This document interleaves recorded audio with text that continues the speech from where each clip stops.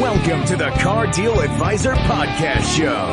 The presenter of this show is Hugh Hetrick. Get ready for special motoring legends and great deals on your next set of wheels. So the 5 red lights have just gone out and it's go, go, go.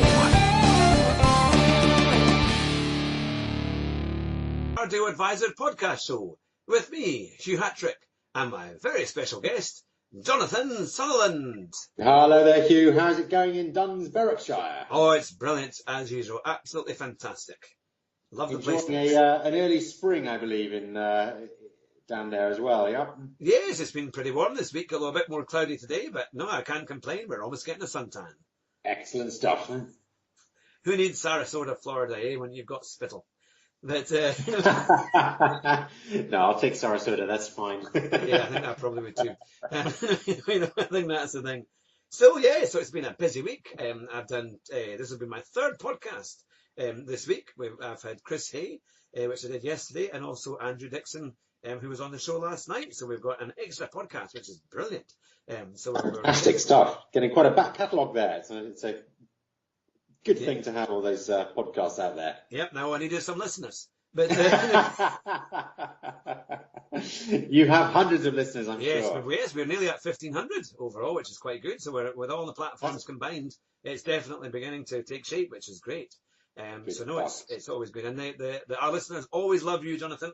They always love what you've got to say. So the pressure's on. Kind of you to say that. So for our listeners, what's on the show tonight? It's all about disastrous cars, terrible cars, and then we might just have some good cars at the end of it. But yes, our main theme tonight is the worst cars ever on sale. We might mention some current cars and also the cars that we think are so bad you can't even buy them second-hand. Avoid at all costs because you'll pay a high price if you buy one. Yeah, I think it's going to be good fun. I'm looking forward to this.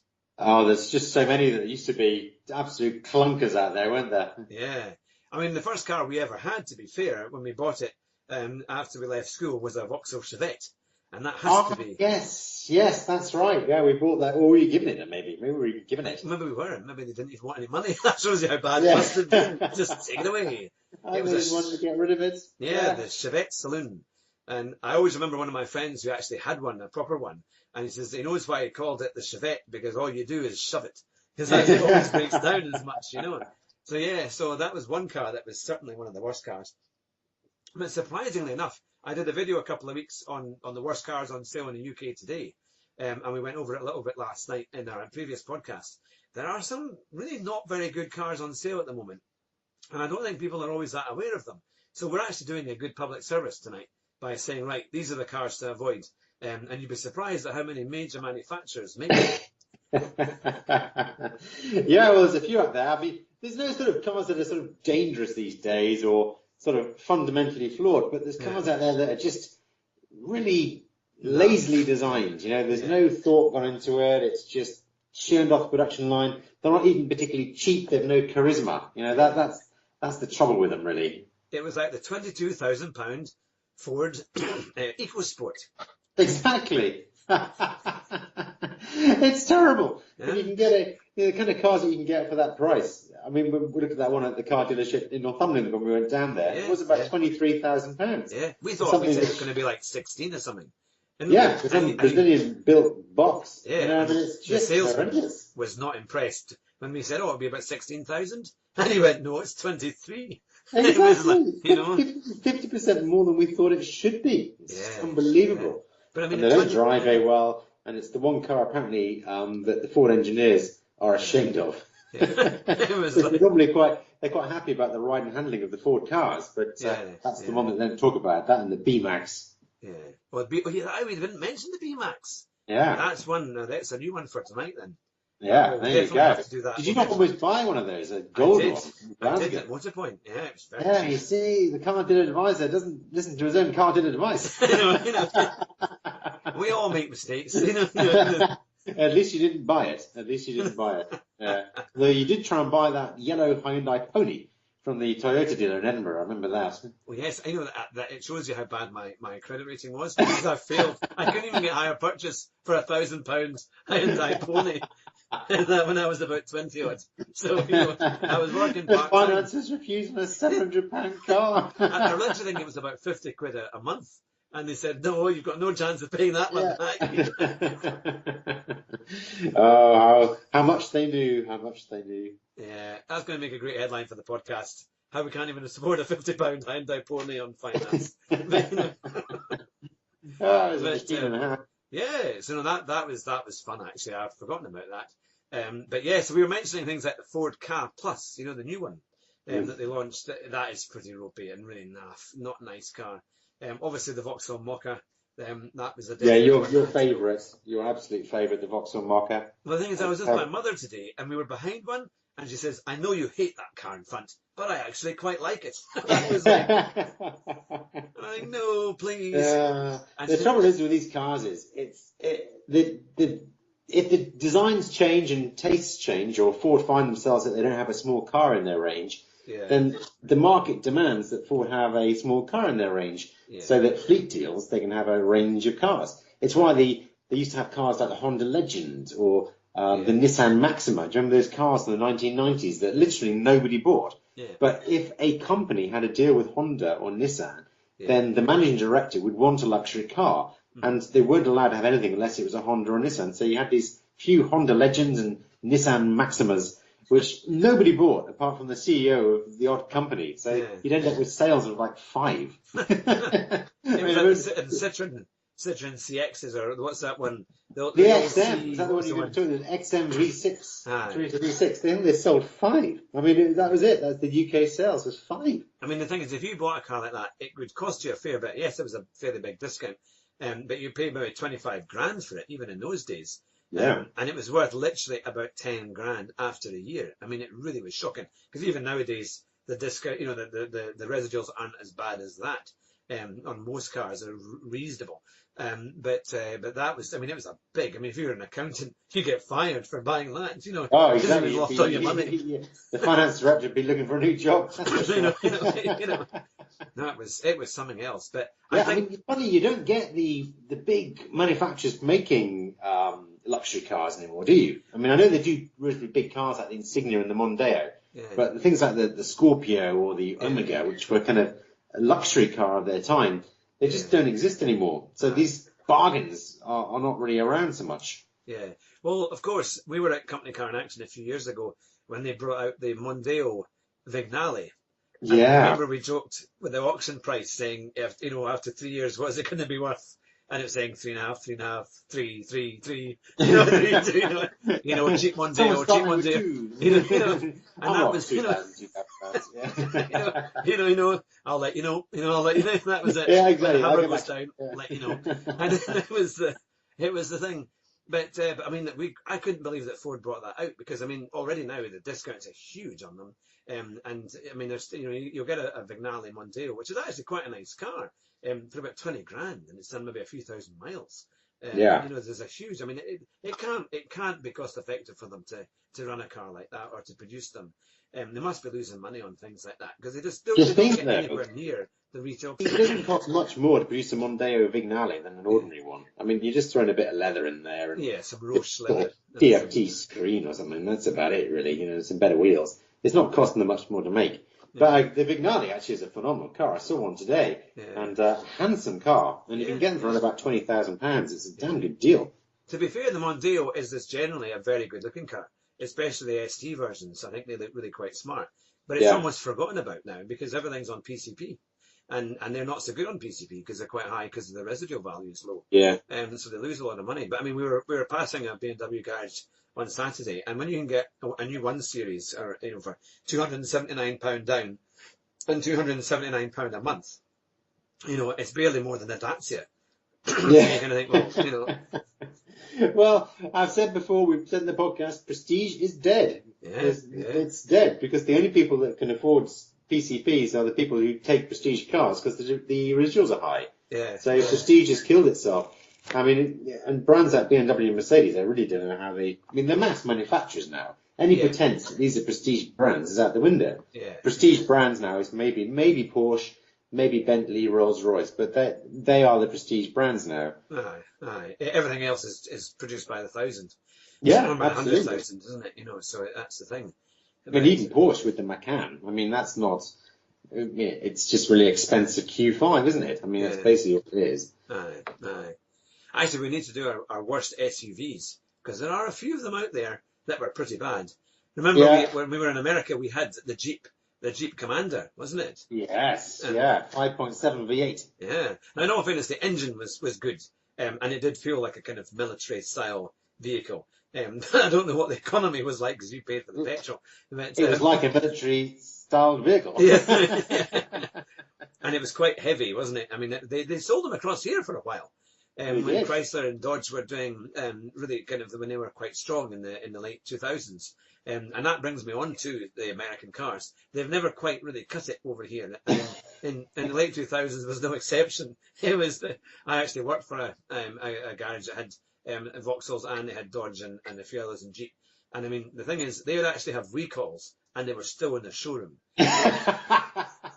The Dodge, I think it was the Dodge Challenger, no, the Dodge Avenger. Was it the Avenger? The Dodge Avenger had literally, it was terrible. They got into the showroom and they had recalls on them. And I was in the service section, so I had to phone the potential buyers who had just signed the paperwork to buy them and say, it's going to be a few days later because we need to fix it. Basically it's not working. Or there's a major issue with them and it used to break down like nothing else. And they were quite bad, really, and they were heavy cars.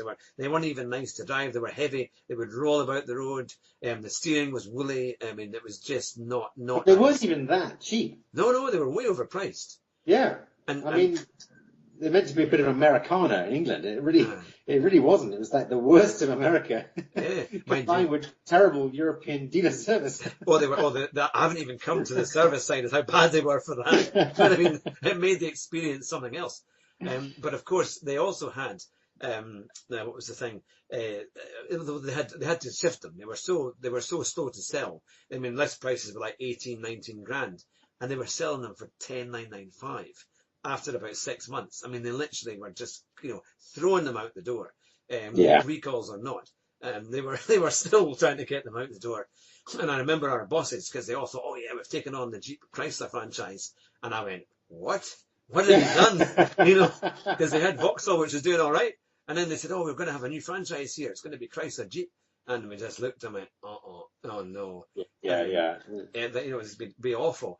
You better employ a few more people in the recall department. Yeah, exactly, and servicing, the warranty claims department. Yeah, it was something. Of course, in America, there's no such thing as an MOT, which is why perhaps people buy those cars over there. In the UK, though, with the MOT after 3 years, that's when they get scrapped. I mean, it was shocking. It was absolutely shocking.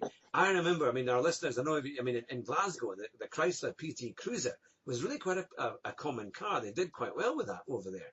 And it seems to be, I think, more PT Cruiser convertibles, which was the worst ever car ever on the history of the planet. I think, Who was buying the PT Cruiser convertible, Hugh? Well, it had an appeal to maybe a narrow audience, but it was, but it was so bad. I mean, and the automatics were terrible. They were even worse. Was it a 3-speeder? I think maybe possibly 4 speeds, but that was about it. I would need to double check on that, to be fair. But the thing was, when it came to its first MOT, I had to phone these people up with Wondom and said, would you like to come in to get your car serviced and MOT? And then I basically had to recommend them to take out extended warranty at that point, because Chrysler would subsidise the deal. So for literally a couple of £100, you got yourself a 2-year warranty. And we all said, take it. Whatever you do, take it. If it's been serviced, make sure you've got the warranty. It was that bad. It break me. Oh, yeah.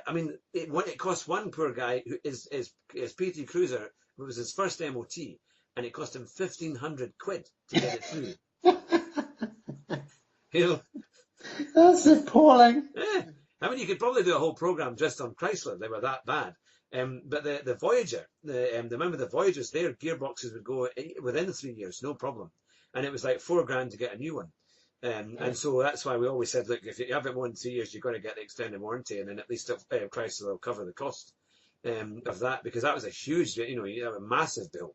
And also a terrible car, but it was, I mean, a Renault Espace really did look quite reliable compared to it. It was, Yeah, exactly. You might have a nice gearbox, but it's still attached to a terrible car. Yeah, I mean, but Mind you, the prestige brands will be pretty bad too. The experiences that I've had knock-on with Land Rovers and Range Rovers has been abysmal. Yeah, I mean, real problems with those things. Cutting out, fuel injector problems, the headlinings falling down, cars just cutting out, going into safe mode. I mean, these are expensive cars, and they're just not robust at all, totally against their sort of marketing image. Yeah, and yeah, it's funny because people will line up to buy them. They will line up to buy a car that they know is going to cost them a lot, cost them a lot of money. But because the image is so strong, they'll put up with it, Yeah. But and it's quite a thing. I know from even Volvo. You were saying that the Volvo XC90, the new version, has gotten quite a bad reputation for reliability, which is a real surprise. Because they make a lovely car. I mean, the car, it looks, they drive well, and they're beautiful interiors, very comfortable. But the reliability is similarly really, really bad on the XC90. Second worst in the UK. I mean, that's surprising. I was very surprised. When Only the Range Rover Sport Diesel is worse. Yeah. I mean, you're paying 60 grand for one of those, minimum. That's it. It's like, what's the one thing worse than spending 50 grand on an SUV that doesn't work? Spending 85 grand on an SUV that doesn't work. It's something else, isn't it? Goodness me. But it was a thing. I always remember I did have a Seat Alhambra for a while. It was a very old one. It was like a 2001. And that must have been one of the worst cars we'd ever had. It come from Portugal. Your one had a lot of big problems. I remember going on it once on a long journey with you, and it had several fundamental safety issues with it. Yeah. I mean, literally the wheels fell off that car, quite literally. At Hermiston Gate roundabout, it went bang, and we lost a wheel. It collapsed, and somehow I managed to get it around the roundabout and off the road. But we had to travel all the way up to Collington Mains to actually get it off the road. And somehow it was, every time I braked, the car veered across the two lanes. It was just, there was just the wheel wasn't connected to the tires or the rest. It was all, it was something else. But they had forgotten to put one of the calipers or the screws back in that holds the whole suspension and the brakes together. Right, okay. That's why, and a week of speed bumps at a caravan park had basically loosened the whole thing. But I was coming into Humberston Gate, obviously on the motorway at 70 miles an hour before it slows down, and it just and as I braked, that's when it went bang. And I had the kids on board. Grace was on board. So that was a car that was, I mean, they were not very good reliability, or even on the newer ones, they weren't brilliant for that shape, because Ford had them on the Galaxy, Seat had it on the Alhambra, and VW had it on the Charan for the early 2000s, and they were, when they worked, they were really, really good. I mean, the diesel engines were excellent. In terms of economy, was phenomenal out of them. Well, yours was unstoppable. Particularly when we tried to copy M25. The traffic ahead had stopped, and your face was just like white, and you were like, I know, that's full braking effort. And I'm like, we're not going to make the stop. I don't know how we did. I don't know, we swerved up the inside or something, but the car was not stopping. Yeah, the brakes were, I don't know what was wrong. But I went through 2 sets of brake pads in about 2 months with that car. It was, that's not right. It was quite a machine, and of course we took it to Goodwood when I won the tickets to Goodwood to the Festival of Speed. Yeah. And we had to Yeah, I know that was the thing in the supercar car park, and they pointed to me saying, "Yeah, your ticket means you're in there, mate." And we're like, "Yeah, we are, honestly." And I mean, this was wreck. I thought if it went on fire, because it was so hot that day, I thought it was going to erupt, and we would take out all these Ferraris and everything else in the field. A LaFerrari on either side. Can it be repaired? No, They only built 5, and that is just the 3. And that was personally signed by the boss of Ferrari. Oh, dear me. Something else. It's like, those brakes, which I thought we were going to have like a Vettel crash in testing at Barcelona yesterday. It goes straight onto the tire wall. Yeah, the wheel trim broke apparently, but it was kind of what happened to your set on Alhambra. Yeah, it was quite a machine. But in all fairness, it got us to the south coast and back up to the borders. It wasn't safe. And you get halfway down, you said, I hope it doesn't rain because the wipers don't work. And I was like, ha, ha, ha. And you're like, no, they really don't. Oh, it was better than a Top Gear or Grand Tour road trip, that one. It was. Really We should have filmed the whole thing. It was hilarious. You couldn't make it up. And of course, the windscreen wiper seized. And thankfully it Yeah. was dry because, but I remember we had to get water bottles to clear the windscreen because at the end. Yeah, and it's Goodwood. They cost about $4.50 each. Yeah, I know. that was the thing. And we had to put water on it because the wiper didn't work and it was halfway up the screen. It had finished, it had seized on the bottom of the screen. That's where the motor blew. Yeah. And of course all the dust from all the days traveling and all in the air because it was quite windy that day in the obviously in the countryside. There was a layer of dust on the car by the time we got back to it, and it was quite a machine. And also I thought the clutch and I just thought it was going to start overheating because it was we were stuck trying to get out, but. I thought the car wasn't going to make it actually, but to be fair, mechanically it got there. It's just everything else that wasn't working on it. Yeah. The air conditioning wasn't terribly effective as well, I seem to remember. Yes, we had the windows down, didn't we, for a bit to try and keep cool. Yeah. All of it. So the Alhambra was definitely one of the worst cars we'd ever had. About that. And you've had some special machines. Oh, we've had some good ones. I remember my Mitsubishi. No, it wasn't a Mitsubishi. It was my Proton. Remember my Proton saloon? I had a 1.3 MPA3, I think it was, or MPL, I used to call it. And I had 1.3 MPI. MPI, and you had to put a tyre in the back of it in order to keep it from kind of oversteering around the bends, because it had horrendous lift-off oversteer. And that. So Cameron Toll Roundabout and other places like that were never quite the same again. As we used to come it was quite something. It's amazing how far you can stretch the evolutionary life of a 1976 Mitsubishi Lancer. Yeah. But Proton managed to do it well into the 2000s. It was something. I quite like that car. It was likeable because it was kind of cheap. Oh, it was. It was always reliable as well. It worked all right. It never let me down. It was a great car. Yeah. I mean, I had it for a good year or two. And I think we only paid about £1,200, and it was only like 3.5 years old when we got it.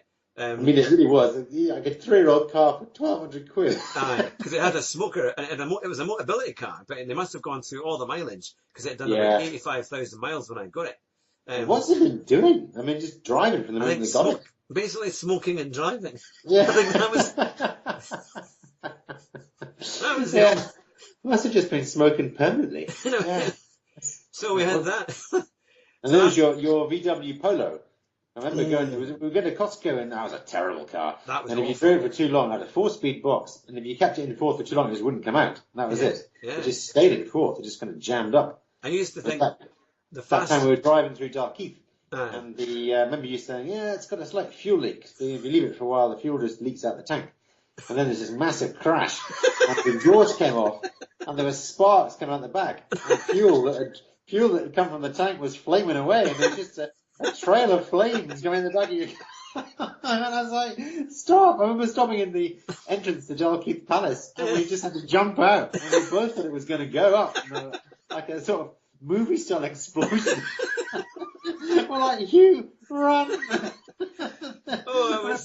We gradually came back, and somehow the fuel leak the road is still on fire behind us, and the fuel leak. Somehow the fuel had stopped, and it hadn't sort of blown the car up. I know, I don't know how. You just said, just pick up the exhaust, we'll keep going.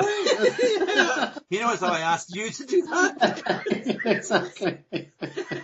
Yeah, while you stood 30 yards away.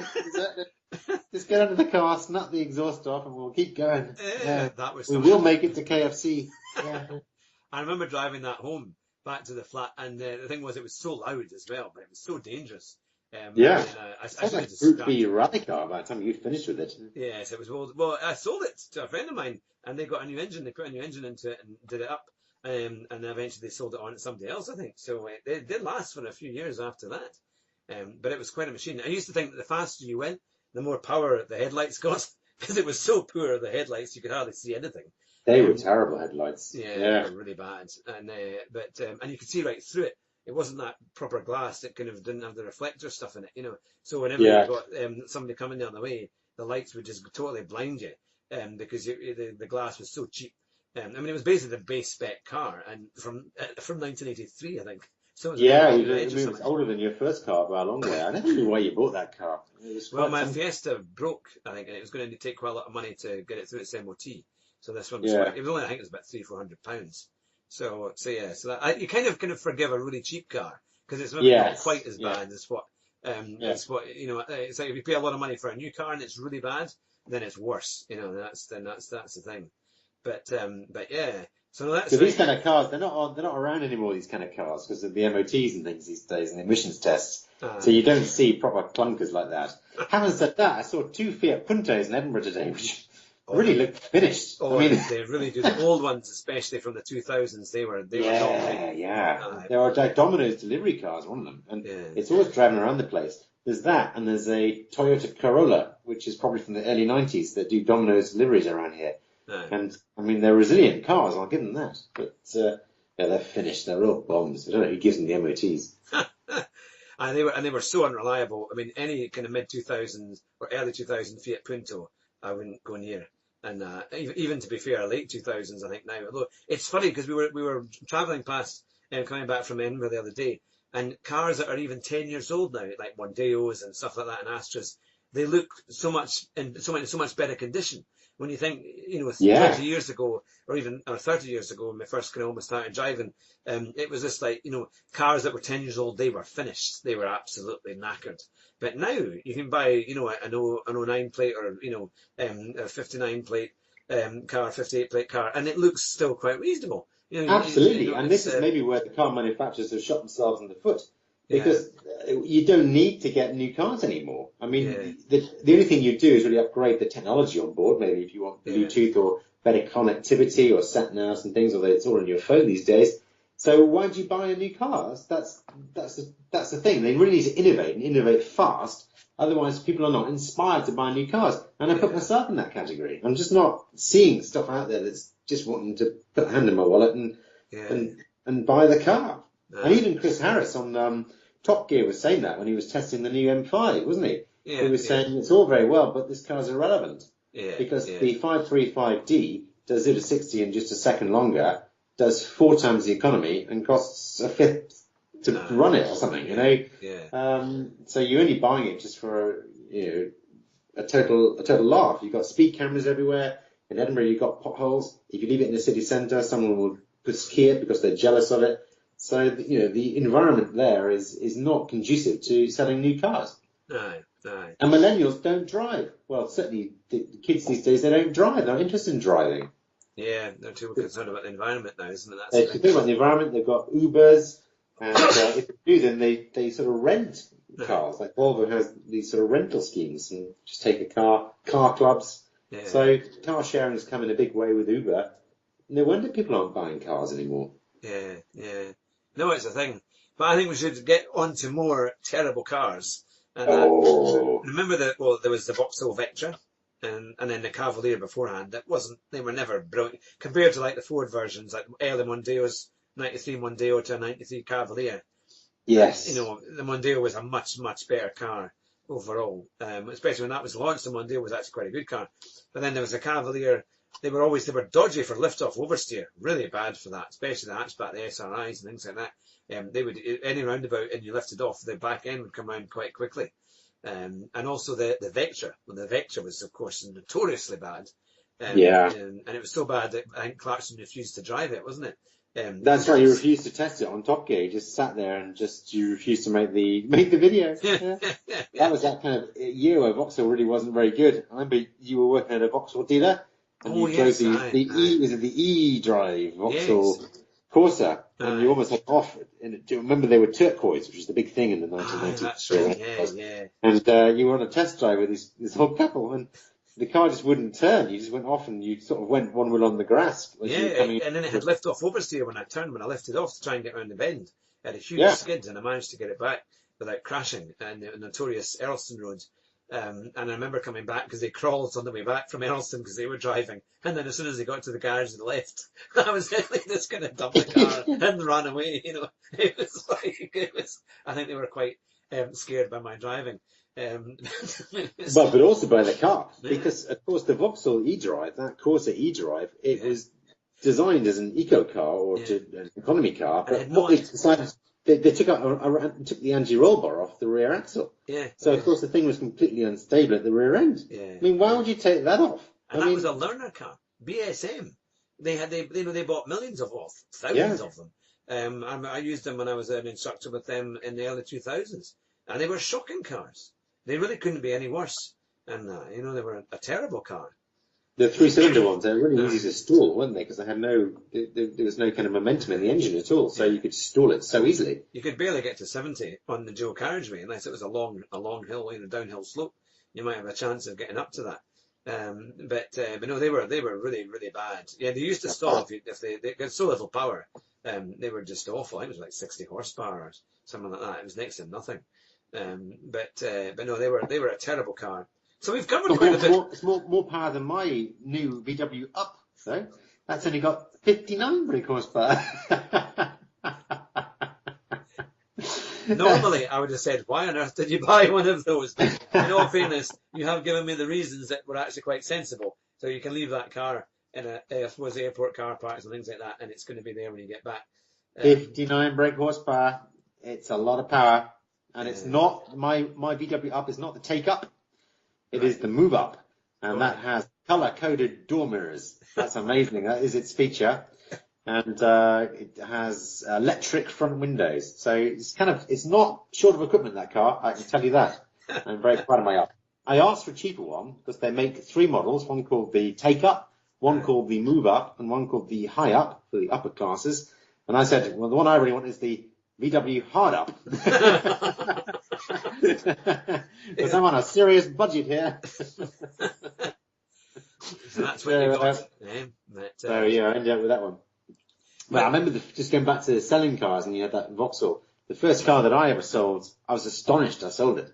I was working at the Ford dealer in our local town, and they had this car which had been there a while, put it that way. It was a Volvo 340 DL. Oh. Now, I'd never driven one of those, but the sales manager said, okay, there's a couple coming in to look at this Volvo 340 DL. Have a think about your sales pitch, what you're going to say, and how much margin we've got. And I was like, all right. So I did some research on it, and on paper it looked kind of okay, and it was in good condition. So off we went on the test drive, and I started off like he told me to. And I couldn't get it into gear. The gearbox was just a bag of bolts. So it was just cluttering it around. I was like, goodness, on the forecourt, and the clutch was smoking away, and I was like that. And I was just thinking, this car's appalling. The ergonomics were dreadful. It's one of those cars that were built in Holland, and they weren't proper Volvos really. They were soft seats as well, weren't they? And you kind of sunk into them.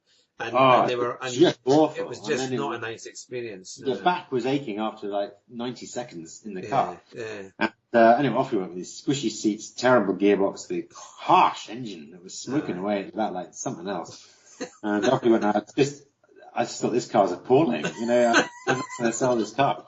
And I noticed that it had heated seats. So I put. All I could say was, it's got heated seats. Let's look at the heated seats. And they'd never seen heated seats before, these people at all. And they were just astonished by these heated seats. Anyway, we switched around, and I got the old wifey in the passenger seat, and I turned on her heated seat, and she liked the heated seat. And off we went, and to my utter astonishment, we got back, and they said, yeah, we'll take it. And I just laughed. I thought, yeah, this is a good joke. Yeah, you're going to take it. And they said, no, it drives really nicely, and the gearbox is excellent. I just thought, what? I think most of the gearbox was left behind. Yeah. So then they said, so will you kind of appraise our trade-in? And I went, I thought, if they think this is good, what is the trade-in? And round the back, there was this dreadful old, what was it, like a, what would it be like? It's sort of J Reg or something, Lada Samara. And I thought, the only car that's worse than a Volvo 340 DL is a Lada Samara. And I think the car's like 18 months old. I think we bid like 800 quid for it. And they were like, we'll take it. Anything to get rid of my Lada Samara. And that car, I drove it around, and that was just incredible. I mean, you think about the cars now, there's nothing nowadays that would compare to the likes of a Lada Samara from the early 90s. I mean, it really was. Yeah. I mean, it was just proper Soviet nonsense. It's absolutely it's what Jeremy Corbyn would be producing today. He's producing cars in communist Britain. It really was utterly appalling. But Yeah, something else. I remember driving one when I used to work at Crow Bryson many years ago, and they had a Lada Samara that was a trade-in, and I had to drive it.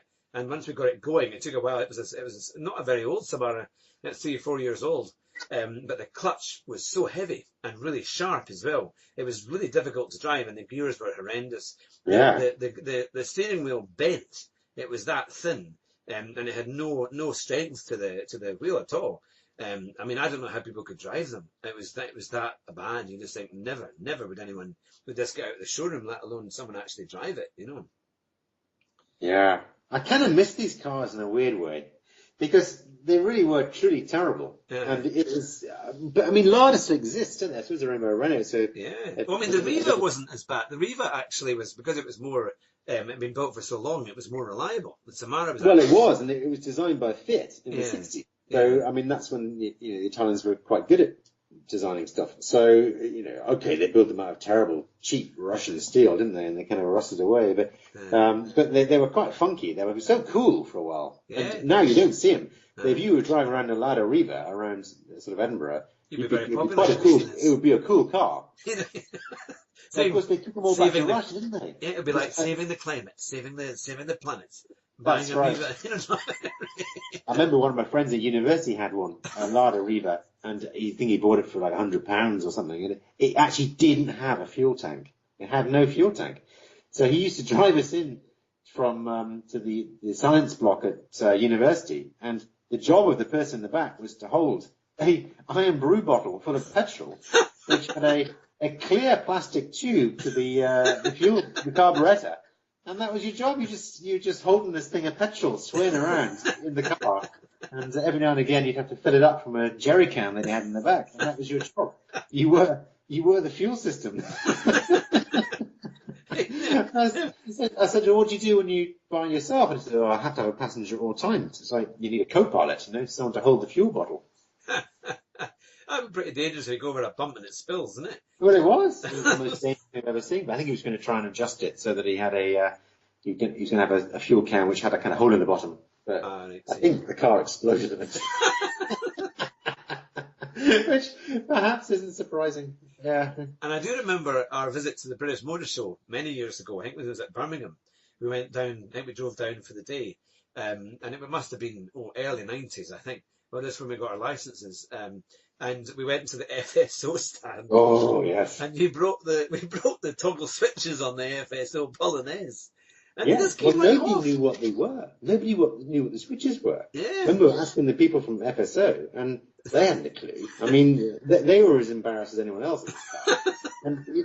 And I remember they had 2 or 3 on the stands, and all the buttons did different things. They were meant to be the same model, but Yeah. on some the rear demister was in a different place. The other one, it was just whoever was building that car that Aye. day just put the switches where they fancied. I mean, it was just It was no something else. design at all. Yeah, I mean, you yeah. could almost say it was bespoke.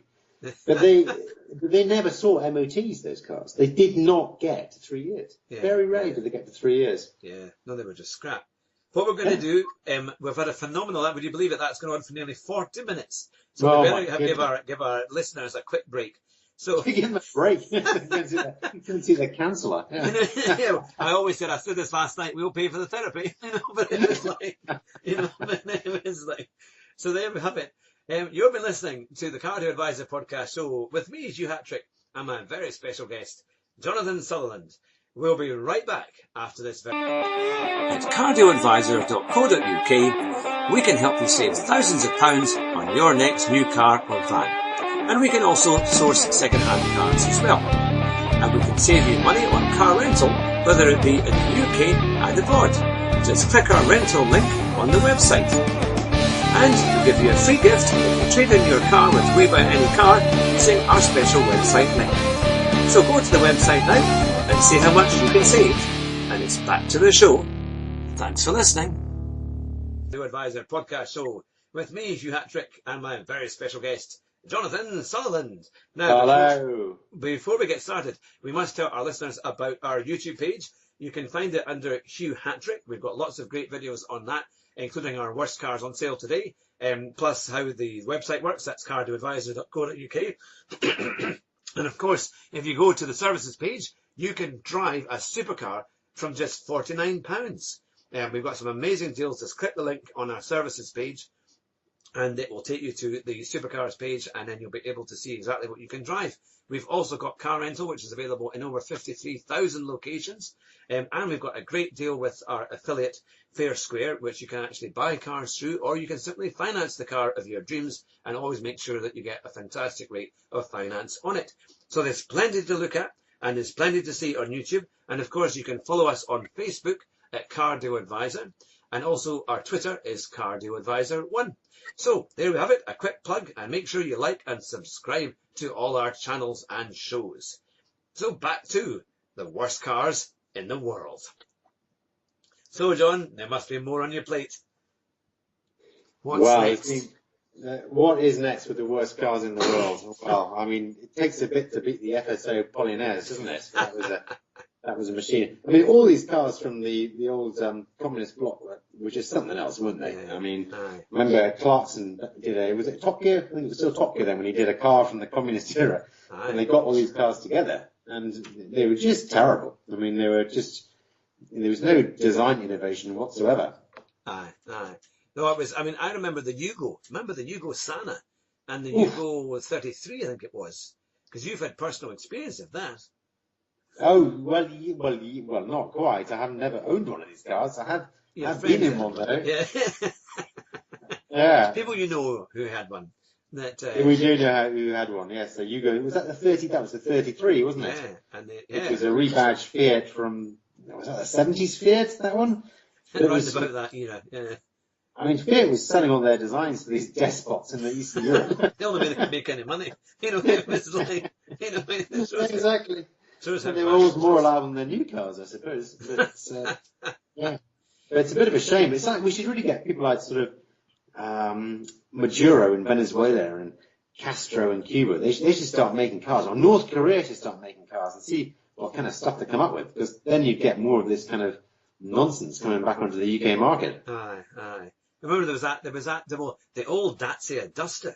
Yeah. I remember because at the Vauxhall garage they used to sell them for a while, and honestly you couldn't give it away in a raffle.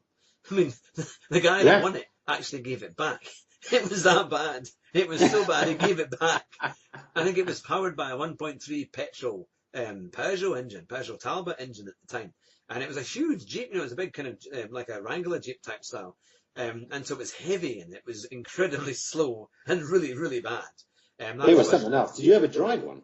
I don't think so, no. I managed to miss that. I remember we went for a test drive in one up in Wooler in Northumberland. And the original Duster. And we took one for a drive, and I think we didn't buy it in the end. I think we ended up with a Subaru pickup or something. I think that's what we bought for the farm instead.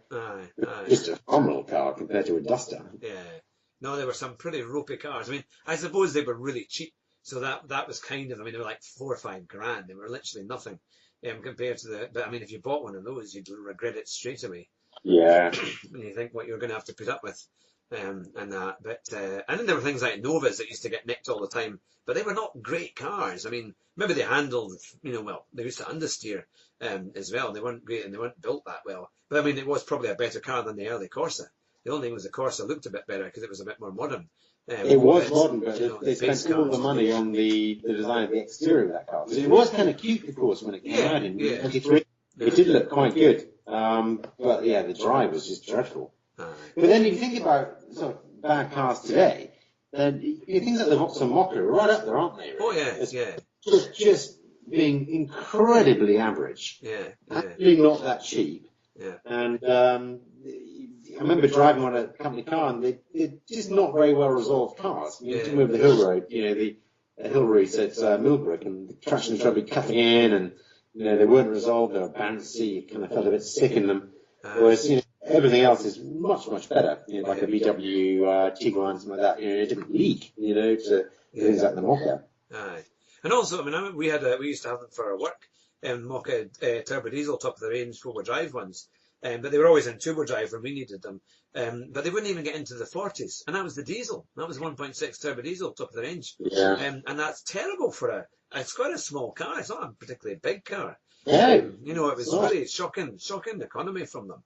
And they'd all been serviced and maintained. It wasn't like they were in bad condition. But no, I was appalled by that car. I thought the ride was rough. The steering was so slow, in order that you think you couldn't roll it. Because you couldn't go around a corner that fast to apply the amount of luck that you needed. Yeah. It was the shock, kind of like a bus, trying to get around the corner. It just didn't give you confidence to go around the corner at any kind of speed. It was pretty bad. So I mean, it shows you that even today there are cars that will let you down at the end of the day. It's different. You can buy an Alfa Romeo and it looks lovely and it gives you, when everything works, it gives you a great drive. And when it goes on fire and leaves you at the side of the road, you don't mind, because you think it still looks nice when it's on fire. It's like, you can kind of forgive it. Exactly. But the burnt out shell is a pretty shape. Yeah. Exactly. But when you got a Vauxhall Mocha, when it goes on fire, that's actually a blessing in disguise. That's right. That's Mocha. Are they still making that thing? Yes, I think now it's only the Mocha X, the kind of 4x4 version, I think, or the kind of high-end ones. Right. The base car's gone.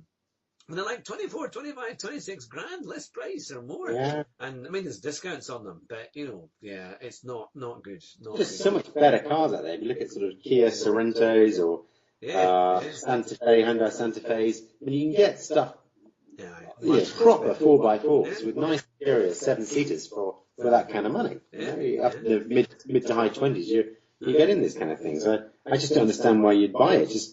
It's kind of a Vauxhall mentality, we used to call it. You've always got a Vauxhall. It's like people who always vote for a political party. It's always the same. I've always had one of these. I'm never going to change. This is what I'm going to have till the day I die. It's like, well, that's not going to inspire any innovation from the manufacturers whatsoever. Yeah. Well, I remember seeing for the same price as a top of the range Ford EcoSport, and they're still quite expensive if you go for the absolute top of the range one. As you say, list price 22, 23 grand, and you might get maybe 3-4 grand off it. But if you got 22 grand to spend, you can get like a year-old BMW. I think it was the 320. Is it the Fastback?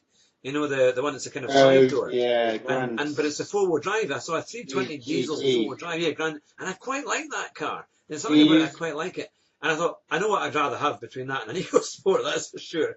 Right, okay. But the 3 Series GT is a weird-looking car. Do you think? It is odd. Yeah, I don't know. I quite like it. But this was in white. This was on one of the main dealers that had it. But it does show you what's available for really next to nothing. When you consider what the quality you're going to get out of that, it's so much better than a cheap, basically a Chevrolet Trax, because that's what the Mocha was based on. It is. It's absolutely an emerging market car. But of course, the government buys most of them, doesn't it? In this country, the government buys them for welfare cars. So they just hand them out. They just give them out to people. Yeah. Oh, I'm too fat to walk to the shops or have a Mocha. That's what it is, isn't it? It's just. Are they going to have a land whale version? Yeah. Well, they should get walking. Yeah, maybe.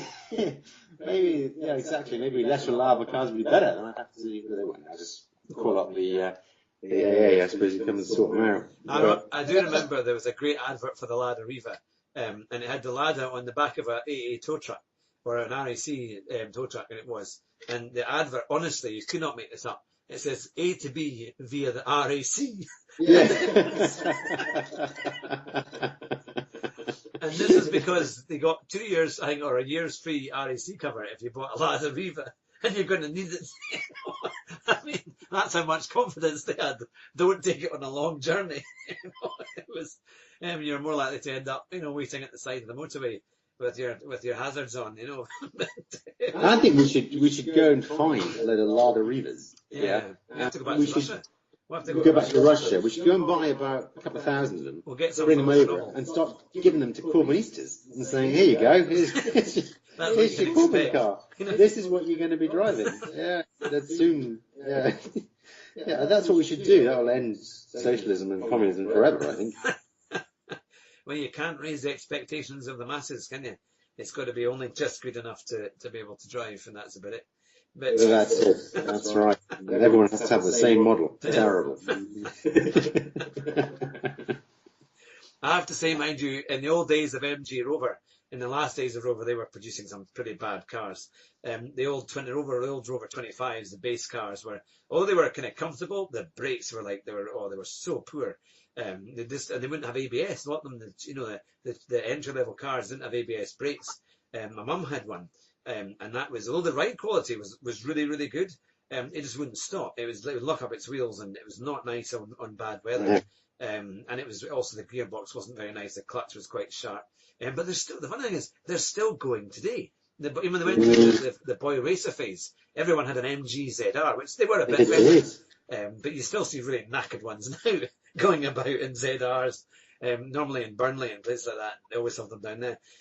But they were quite shocking. I saw a Streetwise a couple of days ago. Rover 25 Streetwise. Yeah, and that car, in all fairness, was kind of the first of the kind of crossovers. It was totally ahead of its time. Yeah. And it caused them to go bust quicker than anything. It was like... They were quite a thing. But poor old Rover, they just squandered the money and that was it. And they never really got a chance to keep going. And of course now they've got Chinese backing, and it's a completely different type of car. There's no really more sports cars anymore. And really coming out of MG production, it's all just kind of SUVs, and then they've got a new MG6 coming, I think, later on in the year, possibly. But similarly, that's the fastest growing make in the country. They've had the biggest amount of sales improvement in the last year. So it's one of the best, the most improving mark, or the most... They've gone from 25 to 30, I think. I think they've actually sold about more than 5,000 cars. It was quite a lot. They've actually... Really? You just don't see them. Well, it's the ZS that's doing quite well. The new ZS is doing really well. I've never seen one. I've seen a few. I probably see 20 Range Rover Velars to one MG. Yeah, they are everywhere. Velars are everywhere. I mean, they must be still selling them. I mean, Jaguar Land Rover are saying they're not making any money, but you still see a lot about. Yeah, it's China, isn't it? It's China that's gone wrong. But no, it's quite a thing. But yeah, so there we have it. So we'll bring our bad car section to an end. It's only been about an hour,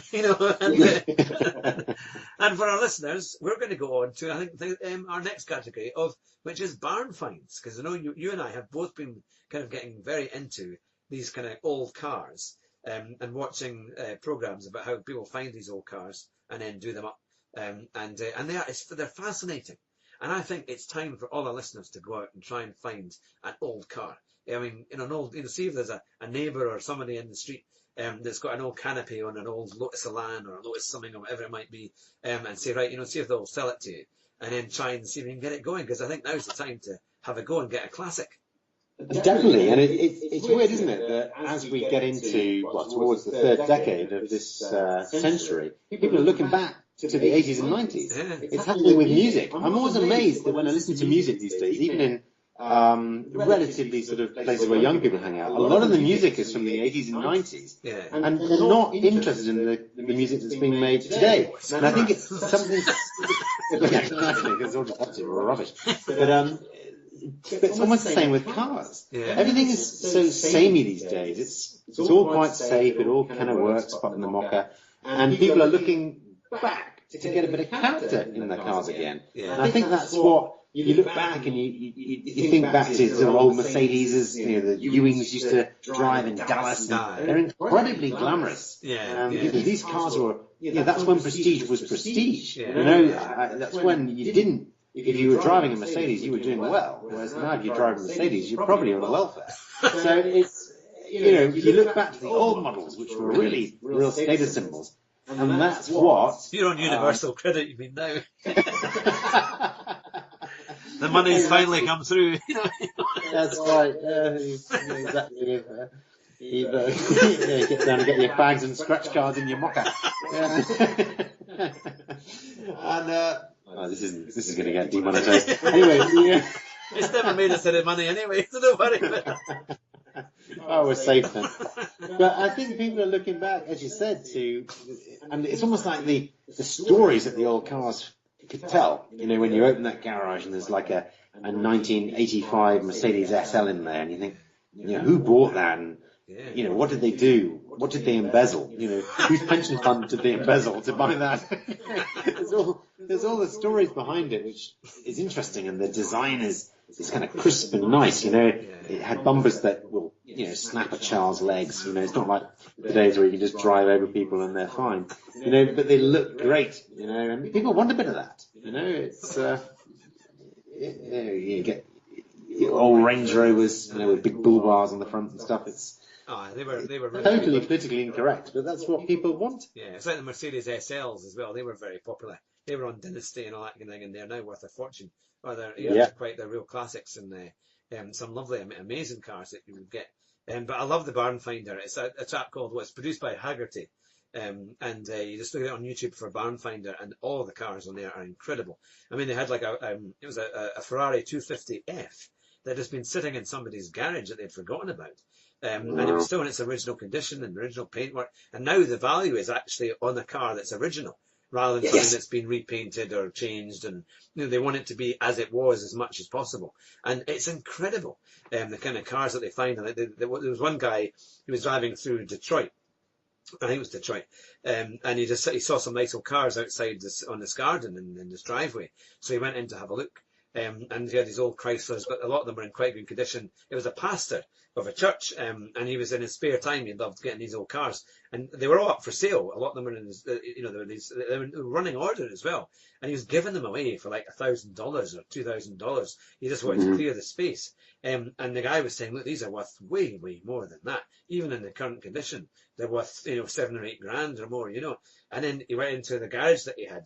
And they had these incredible Jaguar XK 140s and XK, which are, I was never into classic cars up until recently. And then I saw the XK 140 convertible, and it is one of the most beautiful looking things you ever see. The curves on the front bonnet, it's just in with the wings, the wheels, really an amazing piece of artwork, really. And he had 3 of them in this garage, and I thought that's a car I would love to get go one of those, because we had an old Jaguar Mark 7 classic for many years, and we did it up, and eventually we sold it for less money than we paid for it after all the work and all the rest of it. It was only the registration. Well, not now. I think because they're back in fashion again. If you kept it, you probably would have done quite well with that. Yeah, well, I know where the car is. I'm like you. It must be something to do with hitting the age that we're at or something. I just suddenly, maybe it is these shows, because they're really good at making the cars seem exciting, and the process of finding them and doing them up, they make it really quite glamorous. Yeah. So maybe it's we're going to get a car that, along with the kind of dull modern cars. We're going to get some. We're going to be down to Brooklyn Airfield at the Steam show soon. We're a bit like Jasper Carrot. I've turned 40 and I've got my cardigan. That's right. Get the cardi and buy yourself an old Morris. But no, it's fascinating, the stuff that you do. There's another one I like called Wreckfest. I think it's a Wreckfest, or it's similar to that. And they go into junkyards across the States, and the challenge is they have to find a car in the junkyard that they can actually drive out of there the same day. So they get all these like old, Pontiac Firebirds and Mustangs. There's hundreds of old Mustangs, and many of them they don't even have doors on them. They're real kind of it's kind of like Mad Max cars by the time they kind of get them going. But they're amazing, and they bring batteries and stuff to try and get them going. Some of the cars have been sitting there for 20 years or more. Or certainly 10 years, and by the end of the day, they manage to get these cars running, and then they drive them around the scrapyard, and eventually some they drive them on the road, drive them home. That's what you can do in America, I think in certain states. But it's great. Well, there's no MOT, so as long as it moves, it can drive. It's okay. Yeah, you just get an insurance, and away you go. Yeah. So I would recommend them to our listeners. I think they're fantastic fun, and it's just hours and hours of enjoyment. And I think it's almost like, yes, there are good things on Top Gear, there's good things on the Grand Tour, but it's just because it's real everyday kind of lives and people having a go. It's brilliant fun, it's great to see. And if they're done well, you get the human stories behind the cars. Yeah, and often the emotions involved in these cars, where people bought them or became ill and couldn't do them up. Yeah. And it's a big, if they're done well, you don't want to sort of, go too much on that kind of stuff. Yeah. But if it's done well, then that can really add to the story of the car and the background of the car. Yeah. And I quite like watching, another one is Chasing Classic Cars. Oh, yeah. It's Wayne Carini, and that's on, I think it's Quest, which is basically the only channel I watch these days. And he just goes around, sometimes it's barn finds, or sometimes it's people who are too ill and sell these cars. But the machines that come through his hands are just incredible. And you get the impression with this guy that he just loves the cars and makes a bit of money out of it. Brilliant. But he just absolutely loves cars. He loves owning these things and doing them up and making them better. And he likes to help people out as well who got into trouble. And it's just fantastic. And some of these cars go through that he represents are going through 20 to 30 million pounds through these auctions. Goodness me. Not necessarily the barn finds, but just he helps people sell cars and promote cars, and he knows the best place to go to get the best money for them, the best way to sell them. And it's just fascinating to watch the auction process and how they show value in these cars. And I'm like you, I'm totally hooked on these shows. More so, I'd much rather watch Chasing Classic Cars or I'll try Barn Finders than Top Gear in a way. If it's a choice of two, I'd probably watch Chasing Classic Cars. No, it's definitely more. It is more interesting, and there's so many of those videos about, which is great. There's loads to watch. So definitely recommend to our listeners to have a good watch around. Now we're going to come to our special sim racing section. We always do this time of week. We've got quite a special segment on sim racing, because we've been interviewing a number of sim racers. And of course, we've got the reopening of the Jim Clark Room in the summertime back up here in Duns. And there's going to be the celebrity reopening, hopefully, in August time. And to all our listeners, we are having a competition. How would you like to race against Super GT or Tidgney or Chris Hay? Because they're hoping to come to our special simulator race on the weekend of the reopening of the Jim Clark Museum. And it's an amazing prize. It's going to be on a proper simulator rig provided by a major Silverstone company, which is going to be really, really good. And there's the potential that we might even see some of the celebrity Formula 1 drivers like David Coulthard coming over to have a go as well. All you need to do is go to our website, which is cardioadvisor.co.uk, and hit the donate page and enter for £1. And if you do that, we will put you into the hat and we'll be picking out a winner. It will be obviously much nearer the time. And all you need to do is make sure you can get up to Duns to actually get to the race. We're not going to be able to provide any cost to get you up here. But it's going to be a phenomenal day, and you're going to be able to race against some great drivers, and you'll be able to get the t-shirt to say, did you beat Super GT or not? So that's going to be the Cardio Advisor Sim Race, and it's going to be in August time for the reopening of the Jim Clark Room. And as soon as we get the dates in place, we will let you know. But it's going to be a phenomenal racing event. Hopefully, Jonathan, you can come and visit us on that day when it's there. It's going to be great fun. Absolutely. When you get the date, let me know. And if somebody does donate £1 on the website, I'd imagine there's a fairly good chance they're going to win. Yeah, odds on. Give it time. Give it time. We're hoping to launch. No, it sounds amazing what you're organising there, Hugh, and I hope that it all comes together. Yeah. I look forward to hearing how that progresses, because I think sim racing is becoming. It's almost, if you think about sports, they're becoming far more popular. And you sort of even got is it Formula E? I know that's not sim racing; they're electric, but the push towards environmentalism and the fidelity of the fidelity of the simulators is obviously becoming more and more realistic. In that the Formula 1 races themselves use simulators to learn tracks, and obviously sim racing in itself is becoming way more popular. And the people involved are becoming celebrities in their own right. So it's exciting stuff. You're at the forefront there, Hugh, once again. Well, hopefully it will go really well and we can raise the money. We do need nearly £4,000 to do it. So if there's any big sponsors who are listening to the show and who would like to invest in us, then we're ready to go, because we'll be able to do it hopefully with the Jim Clark name. We're just in talks with the Jim Clark Trust at the moment to see what we can do with that. But it will be a phenomenal weekend, and hopefully it's something that we could do every year as well, because I think it's a great prize. I mean, many of these sim drivers have huge followings, over 170,000 for Super GT alone. So to be able to, to get one of his fans or fans of all three to be able to come up, win the event, and you have a chance to race against your heroes. This is brilliant. And who knows who else might turn up as well that you could have a chance to race again too. So we're hopefully to get some merchandise made, like t-shirts and things like that, that will be able to say, I raced against Super GT and on the back it will either say, and I lost, or whatever, you know, or you won, you never know. How good would it be to get someone like Coulthard to race against Super GT? Yeah. Because it would be sort of two worlds crossing. Yeah. The real world of racing crossing with the kind of new and growing sim world crossing. And I think if you can get that, then both for Super GT and for David Coulthard on their various social media, for their followers, it would be a fascinating thing to promote themselves. So I'd imagine they'd be keen to get involved as well. Yeah. And we're going to live stream it too. The plan is we live stream it as well, so it'll be on all day, so that people will be able to see it live, and it'll be a fantastic event, and they can donate to the cause as well, which should be super. So I'm really looking forward to that. And one of the things that Chris Hay was saying yesterday is that what has taken people with the sim driving is that it's the only way they can really get to drive the amazing cars of history. You know, like the Porsche 962s that raced at Le Mans, you know, or the Ferrari, you know, Formula One cars of the early 90s. Because he was using things like Assetto Corsa, has amazing mods if you use it on PC. You can get these updates, and you can buy them, and it means that you can. Some of them are free, some of them you can give the people who created them like a donation. But then they work straight off, and then you can drive these amazing cars, and you know it's almost like doing it for real. They said the feel is fantastic. The racetracks are like from that day and age as well. So it's brilliant. It's a chance, like we could be touring car drivers from the 90s instead of just watching it in those days. You can actually have a go, you know. You can take on Mansell at Donington. Yeah, see, he was the one that pushed them off, you know. Exactly. But yeah, so it's phenomenal what sim racing is doing, and now more and more people are buying the seats and the racing wheels and things like that. So it's perhaps we'll have another night with you and me, and we'll video it. We can put it out on our YouTube channel, a video night where racing and showing how good sim racing is, if you've got the wheel and things like that. But no, it's absolutely super.